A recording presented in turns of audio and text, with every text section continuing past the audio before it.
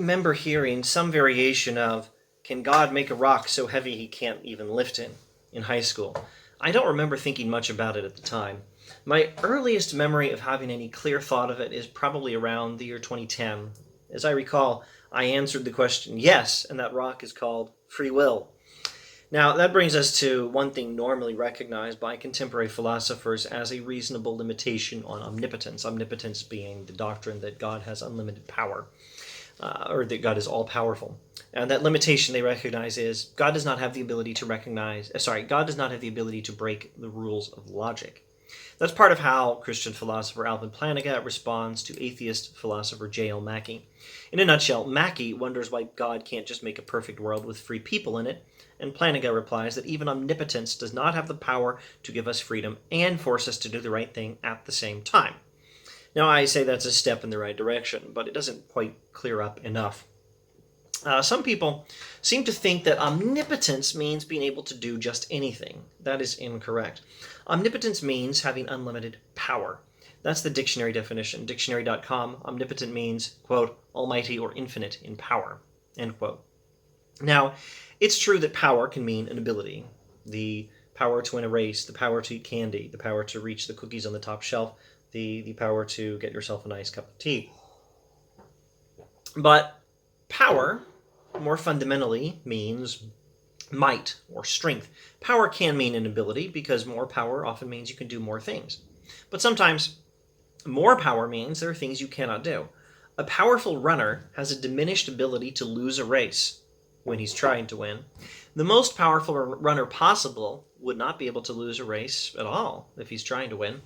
When I'm navigating the Hong Kong MTR system and have to switch from the East Rail Line to the Kwantong Line at Kowloon Tong Station, I think that's where I make that switch, I could hardly be the last person to hike that quarter mile through the bowels of Kowloon Tong Station. I could hardly be the last person to do that, even if I tried. And that's not because I have some weakness relative to whoever comes in last. It's because I don't. It's because I have pretty strong legs and I can go fast.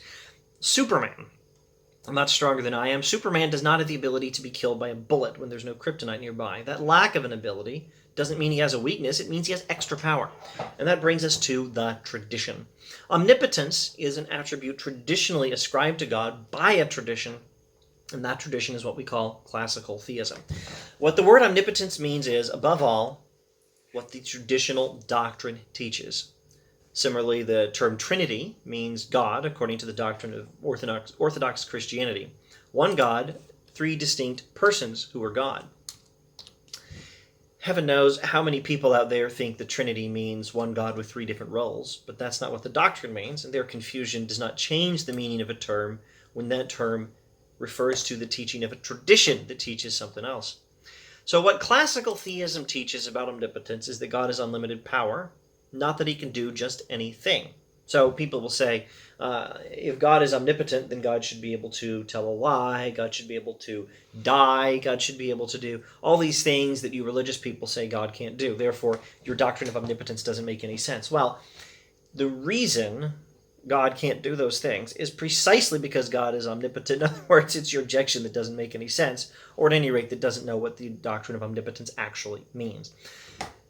Omnipotence means God has unlimited power, not the ability to do just anything. So people representing the tradition of classical theism, people like Thomas Aquinas or Bishop Anselm, they explain that certain abilities are weaknesses, not strengths, like Superman's, not Superman's, my ability to be killed by a bullet, even when there's no kryptonite present, is my weakness. Superman doesn't have that weakness.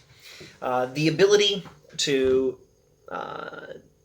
be killed by a bullet when there's no kryptonite present, that is a weakness. Actually, the ability to be killed by a bullet even when there's kryptonite present is also a weakness. Superman has that one weakness. Certain abilities are weaknesses, not strengths. The abilities to sin, lie, die, or even break the rules of logic. Being able to do things like that is not required by omnipotence. What omnipotence means is the inability to do those things that involve weaknesses. Anselm's book, The Proslogion, introduces the general idea very well, and I think it's a wonderful book, and it's not difficult to read as long as you don't get bogged down in the ontological argument in chapters 2 and 3. Piece of advice, read chapters 2 and 3 Well, read the whole book, but when you go through chapters 2 and 3, don't try too hard to understand it. Read them 2 or 3 times at the most, and then go to chapter 4 and read the rest of the book. But now, surprise, once we have that perspective in place, we can actually go back to that other sense of the term that caused all this trouble in the first place, omnipotence as the ability to do anything. People like Anselm and Aquinas will actually welcome that definition of omnipotence, but only as long as we understand what it actually means to do something. Sinning is not in itself the doing of a thing. It's a way of failing to do what is right. Lying is not a thing you do. It's a particular way of failing to do something, to be truthful. Dying isn't a thing you do. It's a failure to keep living. Breaking the rules of logic is not a thing you do, but a particular way of failing to keep the rules. Technically, an ability to do something means an ability to do a real thing, and these are not even real things. So once again, being unable to do these unreal things is not some limit on omnipotence. It's actually part of what omnipotence is, or so the tradition says. And now as for the somewhat overrated question, can God make a rock so heavy he can't lift it? If you want to take that question as some sort of a metaphor for free will, like I once did, be my guest and say, yes, yeah, sure. That's a rock God can create that's so heavy he can't lift it. But if you want to take the question literally and apply a dictionary definition or the equivalent historical definition of omnipotence to it, then the answer is no. An omnipotent God could not have a weakness.